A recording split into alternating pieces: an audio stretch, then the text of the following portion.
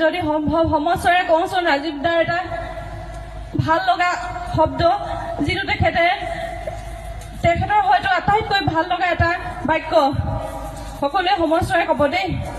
জয় আই অসম, জয় আই অসম, জয় আই অসম, জয় আই অসম।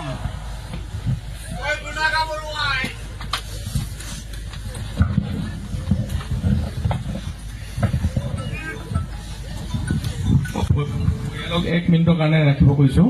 পৰিয়াল আমাৰ বাইকুৰি ফালৰ পৰা প্ৰথম দিনা বিভিন্নজনে অপূৰ্বজ্যোতি মোহন, লক্ষ্যজিৎ বৰুৱা ভাটি এটা নিশাৰ ভিতৰতে তেখেতলৈ এটি গীত আগবঢ়াইছিলে। 13 নে 14 তাৰিখে ৰিলিজ কৰিছিলে, মই সঠিকভাৱে পাহৰিছো।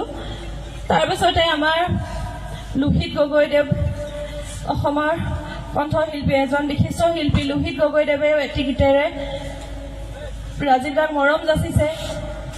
বিশ্বজিৎ খাটোৱাল, সঞ্জীৱ বৰাদেৱৰ কথাৰে বিপিন চাওদাংদেৱেও এটি গীতেৰে ৰাজীৱ দাক মৰম যাচিছে। তেখেতসকললৈ মই ধন্যবাদ জ্ঞাপন কৰিছোঁ। আৰু আজি ইয়াত উপস্থিত থকা জনগণলৈ মই এই মঞ্চৰ পৰাই সেৱা জনাইছোঁ।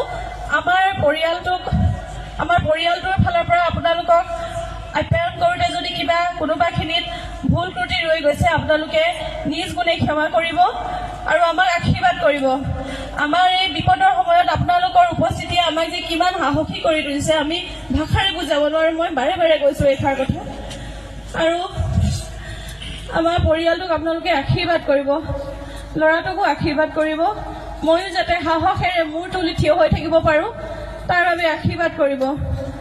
আৰু আমি যদি সম্ভৱ সমস্যাৰে কওঁচোন ৰাজীৱ দাৰ এটা ভাল লগা শব্দ যিটো তেখেতৰ হয়তো আটাইতকৈ ভাল লগা এটা বাক্য সকলোৱে সমস্যাৰে ক'ব দেই। জয় আই অসম, জয় আই অসম, জয় আই অসম, জয় আই অসম।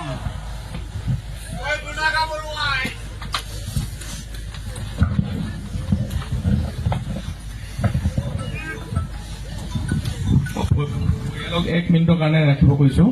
পৰিয়াল আমাৰ বাইকুৰি ফালৰ পৰা প্ৰথম দিনা